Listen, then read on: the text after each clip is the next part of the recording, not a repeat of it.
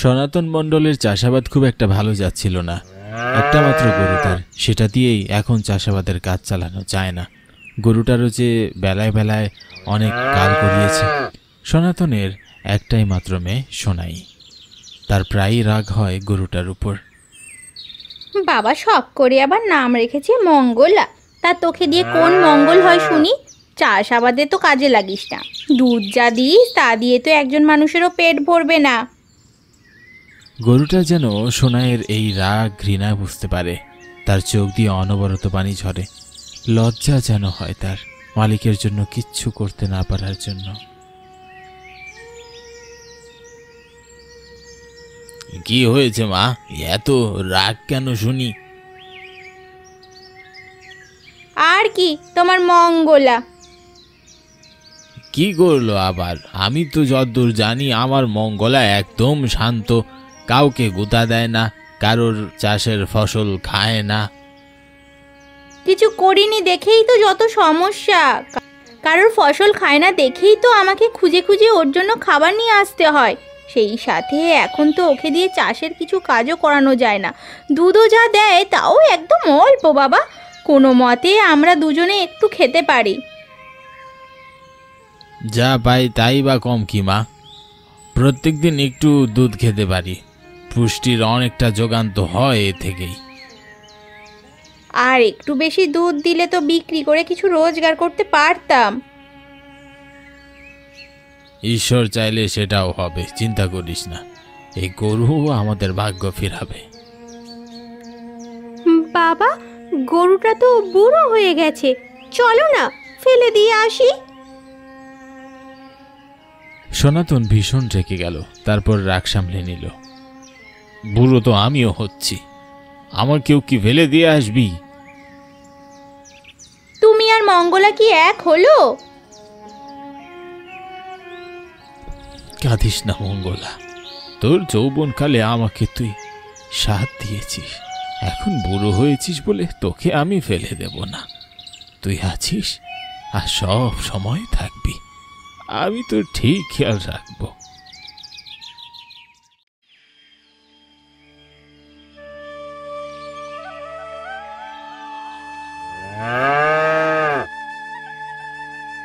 কই রে সোনাই, মঙ্গলাকে খেতে দিয়েছিস?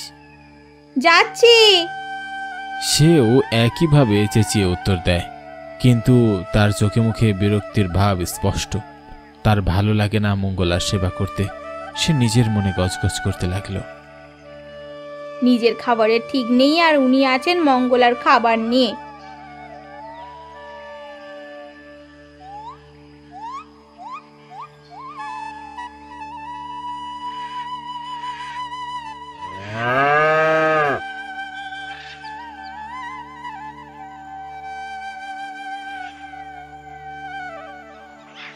নে খেয়ে উদ্ধার কর। কেন যে মঙ্গলা খাবারে মুখ দিল না, শুধু সোনাইয়ের দিকেই তাকিয়ে রইল। সোনাই সেটাকে পাত্তা না দিয়ে চলে আসতে নিল। এরপর আবার ঘুরে মঙ্গলার কাছে আসলো, মনে মনে ভাবল, মঙ্গলার রশ্মিটা খুলে দিই, যদি অন্য কোথাও চলে যায় তাহলে আমাদের জন্যই ভালো, অন্তত ওর খাবারের পিছনে আর বাড়তি খরচ হবে না। কিন্তু এর আগেও তো কতবার এরকম কাজ করেছি, কিন্তু মঙ্গলা তো কোথাও যায়নি। মনের দ্বিধাদ্বন্দ্ব কাটিয়ে সোনাই ঠিক করে মঙ্গলার রশি খুলেই দেবে, এরপর যা হবার হোক।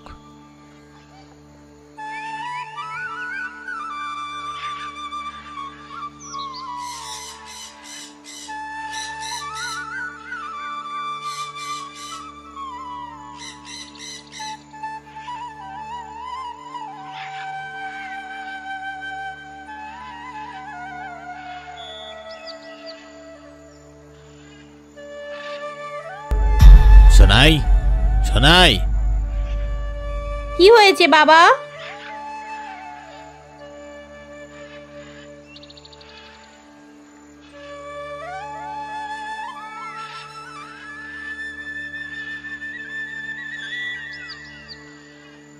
মঙ্গলা কোথায়? সত্যি করে বল, তুই রশি খুলে দিয়েছিস? আগেও কিন্তু তুই এমনটা করেছিলি। সোনাই তাকিয়ে দেখে মঙ্গলা ঘরের সামনে বাধা নেই। মনে মনে সে খুশি হলেও বাইরে সেটা প্রকাশ করল না। মুখে গম্ভীর ভাব বজায় রেখে সে বলল, আগেও এমন করেছি, কিন্তু কিন্তু আগে কি কখনো গেছে? যায়নি তো। এবার আমি কিছু করিনি, এবার হয়তো নিজে থেকেই খুঁটি ছিঁড়ে চলে গেছে। তুমি কোথায় চললে আবার? ভাত খেয়ে যাও। যতক্ষণ পর্যন্ত মঙ্গলা ফিরে আসছে না আমি কিচ্ছু খাবো না। জেদ করো না, একটা আধমরা গরু নিয়ে এত বাড়াবাড়ি করার কোনো মানে হয় না। সনাতন সোনাইয়ের কথার জবাব দিল না, সে বেরিয়ে পড়ল।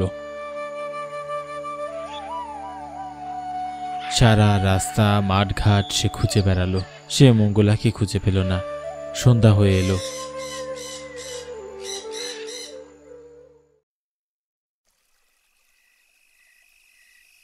ঘরে বসে বাবার জন্য চিন্তা হতে থাকে সোনাইয়ের। কেন যে রশ্মিটা খুলতে গেলাম? বাবা এখন মঙ্গলাকে কোথায় কোথায় খুঁজে বেড়াচ্ছে কে জানে, কিন্তু আগে তো কখনো মঙ্গলা যায়নি, এবার কেন চলে গেল?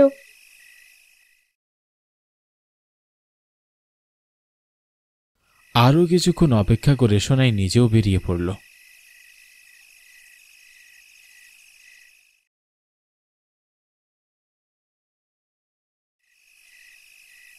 একটা মাঠে গিয়ে বাবাকে দেখতে পায় সে। বাড়ি চলো। আমি যে মঙ্গলাকে পেলাম না রে মা, তুই কেন করলি এমনটা? আমার খুব খারাপ লাগছে বাবা, আমাকে ক্ষমা করে দাও। মঙ্গলা দেখবে ঠিক চলে আসবে। এইটুকু তো গ্রাম, এই গ্রাম ওর এতদিনে চেনা হয়ে গেছে। রাস্তা চিনে ঠিক চলে আসবে। সত্যি বলছিস? একদম সত্যি।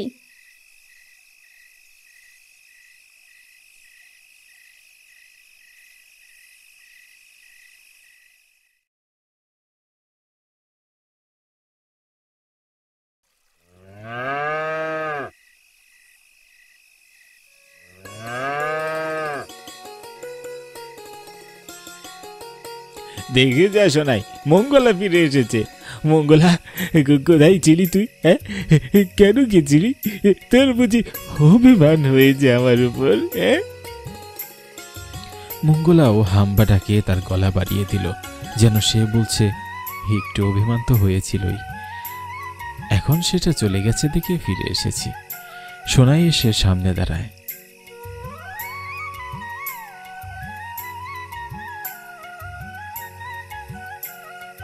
বলেছিলাম না ফিরে আসবে, দেখলে তো? এবার নিশ্চিন্তে ঘুমাও যাও, আমি ওকে খেতে দিচ্ছি। আচ্ছা বা, তুই তাহলে ওকে খেতে দে। হ্যাঁ,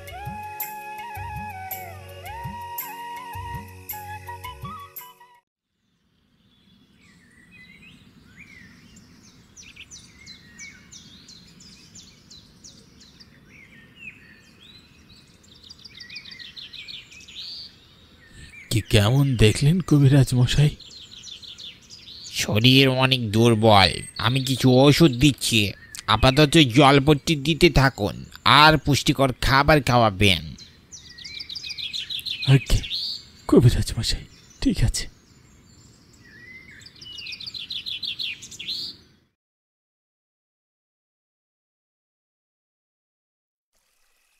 এখন একটু পুষ্টিকর খাবার দিতে হবে। এ বলে মেয়ের জন্য দুধ দুইতে শুরু করে সনাতন। আলো আধারির মধ্যে দুধটা কেমন যেন সোনালি রঙের দেখা যায়, মনে হচ্ছে যেন এটা দুধ নয়, স্বর্ণ।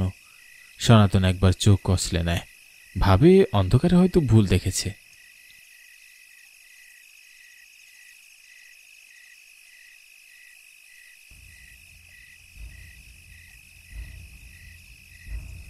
বাটি ভর্তি দুধ নিয়ে ঘরে ঢুকে সনাতন। ঘর অনেকটাই আলোকিত ছিল, আলোর মধ্যে দেখতে পেল এটা যেন দুধ নয়, এক বাটি স্বর্ণ। চোখ ছানা বড়া হয়ে যায় তার। তুমি কি বলছো বাবা? দুধের বদলে স্বর্ণ? তুমি কি নেশা পানি করেছো নাকি? তুই আমার কথা বিশ্বাস করছিস না তো? দাঁড়া, তোকে দেখাচ্ছি। লোভে চকচক করে উঠল সোনাইয়ের চোখ। সে স্পষ্ট দেখল তার বাবার হাতে একটি বাটি ভর্তি স্বর্ণ। দাও দেখি, আমার কাছে দাও।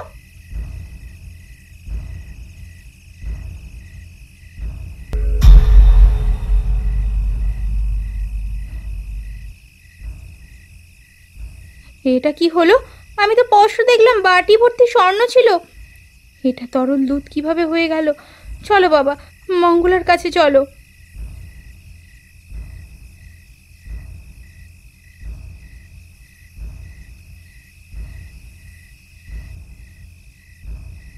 দুই বাবা মেয়ে আবার মঙ্গলার কাছে গেল। তারা দেখল মঙ্গলার যেন বান ভর্তি দুধ। বাবা, দুধ দাও তো দেখি। তার বাবা দুধ দুইতে শুরু করলো। সোনাই তার সামনে হারিকেন ধরলো। এবারেও তার কোনো ভুল হলো না, বাটি ভর্তি যেন গলিত স্বর্ণ পড়ছে।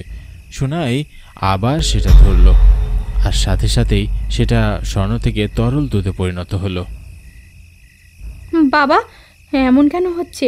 আর দেখো, মঙ্গলা দেখতে কেমন একটা পাল্টে গেছে না কিছুটা?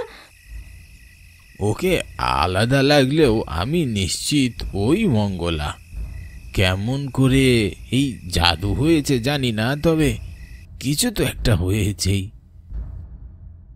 কিন্তু আমি ধরলেই সেটা সাধারণ দুধ কেন হয়ে যাচ্ছে? তখনই বিস্ময়করভাবে মঙ্গলা বলে উঠল, কারণ তোমার মনে লোভ লোভ লালসা নিয়ে এই দুধের বাটি ধরলেই তা আবার আগের মতন হয়ে যাবে। সময় আছে, এখনো শুধরে নাও নিজেকে। দুইজনে অবাক হয়ে তাকালো মঙ্গলার দিকে। তারা একটু আগে যেটা শুনল তা মিথ্যে হতে পারে না।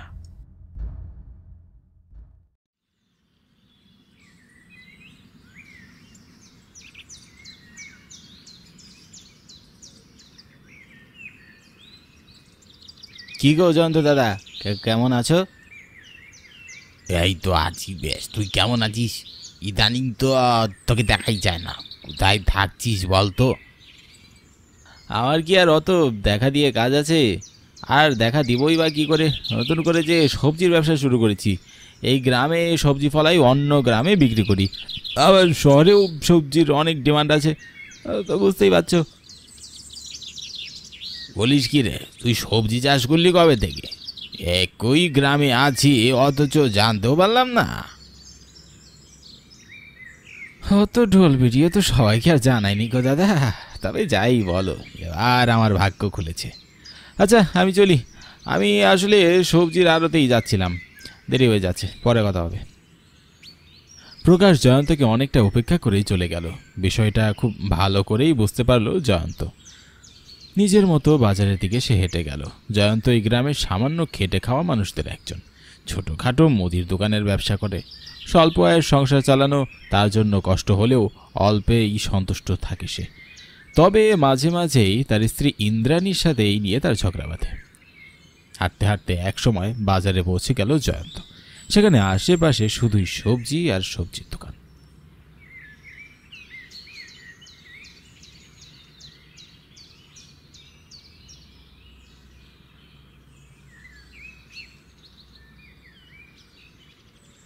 শীত পড়ে গেছে, চারিদিকে শুধু সবজির বাজার। এখানে তো মাছ মাংস তেমন কিছুই নেই। অনেকদিন হলো ইন্দ্রাণী মাছ খেতে চেয়েছে, তার জন্য মাছ পাবো কোথায়? তাছাড়া পকেটে যে টাকা আছে তা দিয়ে তো মাছ কেনা যাবে না। কি গো জয়ন্ত দাদা, ওখানে দাঁড়িয়ে আছো কেন? আর বলো না, পকেটের যা অবস্থা। ভেবেছিলাম মাছ মাংস কিনবো, কিন্তু গ্রামে সবজির বাজার ছাড়া আর কিছুই তো চোখে পড়ছে না। তার উপর পকেটটাও একটু নেতিয়ে পড়েছে বই কি। কিছুই ভালো লাগছে না, মনে হচ্ছে বাজারে আসাটাই বৃথা। হ্যাঁ হ্যাঁ, এভাবে মন খারাপ করছে কেন? এমন ঠান্ডা ঠান্ডা মৌসুমে তুই সবজির বাজার চাষ করেই নিজের পকেট গরম করলেই তো পারো। তাই তো মনে হচ্ছে। হাঁটুর বয়সী ছেলে ছোকরারা সবজি বিক্রি করে আঙ্গুল ফোলাচ্ছে, আমাকেও মনে হয় এখন সেই পথই ধরতে হবে। তবে তুমি এই গ্রামে সবজি চাষবাস করো না। এমন কোনো গ্রামে যাও যে গ্রামে বা শহরেও যেখানে কোনো লোকজন তেমন একটা সবজির ছোঁয়া পায় না। এমন জায়গা এখন কোথায় পাবো বল? জানতো দাদা, জীবনে উপরে উঠতে গেলে নিজেকেই কষ্ট করতে হবে, অন্যের উপর ভরসা করে কখনো কিছু করতে পারবে না। আমি শুধু তোমাকে পরামর্শ দিতে পারি। এখন কিভাবে কোন জায়গা বেছে নিবে তা তোমার ব্যক্তিগত ব্যাপার। যাই হোক, তুমি যেহেতু মাছ কিনতে এসেছো, তাহলে বাজার একদম শেষ মাথায় চলে যাও, ওখানে মাছ পাবে। না গো, আর মাছ কিনে কোনো কাজ নেই। বললাম তো পকেটের অবস্থা ভালো না। ছোট মাছ তোমার বৌদি খায় না। তুমি আমাকে নতুন ফুলকপি আর শিম দাও তো দেখিনি, সেটাই খাইয়ে আপাতত তার মাথাটা একটু ঠান্ডা রাখি। ঠিক আছে।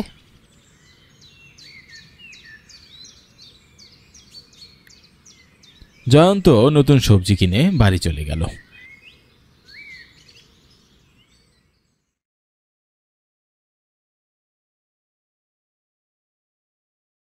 সে সোজা চলে গেল রান্নাঘরে ইন্দ্রাণীর কাছে।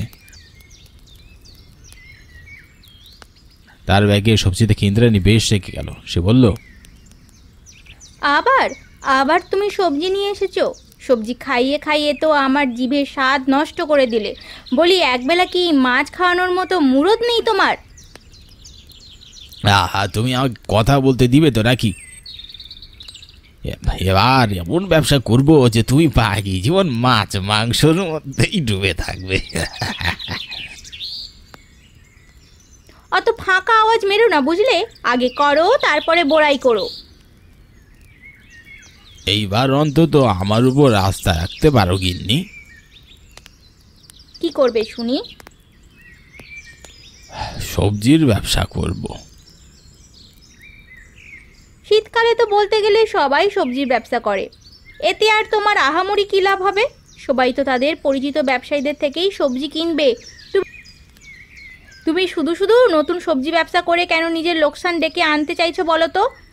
এমন কিছু করো না যাতে করে পরে কপাল চাপড়াতে হয়। আরে না না, সব কিছু চিন্তা ভাবনা করেই তারপরে তোমাকে কথাটা বলেছি। এমন এক জায়গায় গিয়ে সবজি ব্যবসা করব যেখানে লোকজন আমাকে ছাড়া আর কাউকেই চিনবে না। কি জানি বাবু, বিধাতা তোমার মাথায় কখন কি ঢোকান। আমার যা বলার আমি বলেছি, তুমি তো আমার কথা শুনবেই না। কিন্তু ব্যবসার লোকসান করে পরে আমাকে কিছু বলতে এসো না। এখন যাও, বিশ্রাম নাও। আমি দুপুরে খাবার রান্না করে তারপর তোমায় ডাকবো। ঠিক আছে।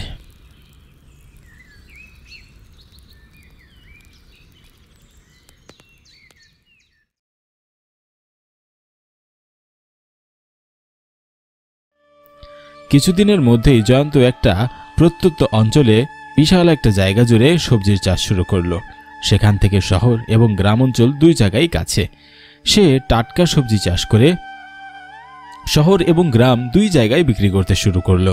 শহরের বড় বড় রেস্টুরেন্টগুলোতে তার সবজির চাহিদা বাড়ল। এছাড়াও আশেপাশে যত গ্রাম অঞ্চল আছে তারাও জয়ন্ত টাটকা সবজির প্রশংসায় পঞ্চমুখ হয়ে গেল।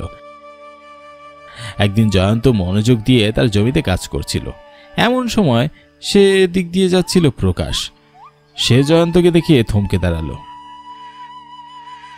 এই জয়ন্ত বেটা দেখছি আমাদের সবার ব্যবসা লাল বাতি জ্বালিয়ে দিবে। ইতিমধ্যেই তো জ্বালিয়েছেও। লোকজনের মুখে শুধু জয়ন্ত সবজির নাম শুনি। অনেক উপরে উঠেছে এই জয়ন্ত বাছা। এবার তোমাকে নিচে কিভাবে নামাতে হয় সে বুদ্ধি আমারও জানা আছে। কি রে প্রকাশ, ওখানে দাঁড়িয়ে আছিস যে? আয় না, এদিকে আয়। না না জয়ন্ত দাদা, এদিক দিয়ে যাচ্ছিলাম, দেখলাম তুমি কাজ করছো, তাই আর বিরক্ত করলাম না। আর বেশ বানিয়েছ তো জমিটা, কি সুন্দর পরিচর্যা। হ্যাঁ, এজন্যই তো তোমার প্রশংসা গ্রামে গ্রামে। শহরেও তো ইদানিং তোমার কাছ থেকেই সবজির যোগান হয় শুনলাম। দাদার ইচ্ছে। বিধাতার এই ইচ্ছেও এখন আমার ইচ্ছের উপরে খাটবে না। আচ্ছা ঠিক আছে দাদা, তুমি তাহলে থাকো, আমি চললাম, পরে কথা হবে।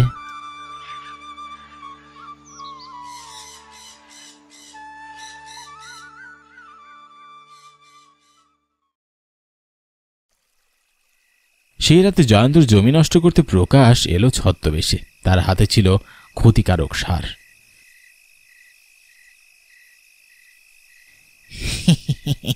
এবার এই সারের বিষক্রিয়ায় জমির সমস্ত ফসল নষ্ট হয়ে যাবে, সকলেই জয়ন্ত মশাইয়ের জীবনের ক্ষতি দেখতে পাবে। উফ, ভাবতে কি আনন্দটাই না হচ্ছে। প্রকাশ যখনই সেই জমিতে সার ছিটাতে যাবে ঠিক তখনই পিছন থেকে জয়ন্ত এসে দাঁড়ালো। খপ করে প্রকাশের হাতটা ধরে বলল, এই তো বেটা, বেটা বদমাস, সকালে তোর কথা শুনেই আমার খটকা লেগেছিল, মনে হয়েছিল তুই আমার ফসল নষ্ট করার জন্য একটা ব্যবস্থা করছিস। এইবার পালাবি কোথায়? ও জানতো দাদা, ক্ষমা করে দাও আমায়, আমি তো তোমার জমিতে হানা দিতে আসবো না, আমার বড্ড ভুলে গেছি। এই সব বললে তো পারবাবি না, তোর মতো বদমাইশের জন্য আমাদের মতো খেটে খাওয়া মানুষ কষ্ট করে বাঁচতে পারে না, আমাদেরকেই ভোগান্তি পোহাতে হয়। এই দুই কান ধরে দোষ করছি দাদা, এই তবু তুমি আমার দোষ সবার সামনে এনো না। আমি কথা দিচ্ছি আমি এই গ্রাম ছেড়েই চলে যাবো, তবু আমাকে সবার সামনে ছোট করো না। হ্যাঁ, আমার সম্মানটা একদম খাইয়ে দিও না বাবু। যদি আসলে কথা দিস গ্রাম থেকে চলে যাবি তাহলে তোকে ছেড়ে দিচ্ছি। তোর মুখ যেন আমাকে আর কখনোই না দেখতে হয়। যেখানে যা করতে পারিস কর গিয়ে, না হলে মোরল বাবুর কাছে গিয়ে একদম প্রমাণ সহ তোকে ধরিয়ে দেব। প্রকাশ সে রাতেই গ্রাম ছেড়ে পালিয়ে গেল।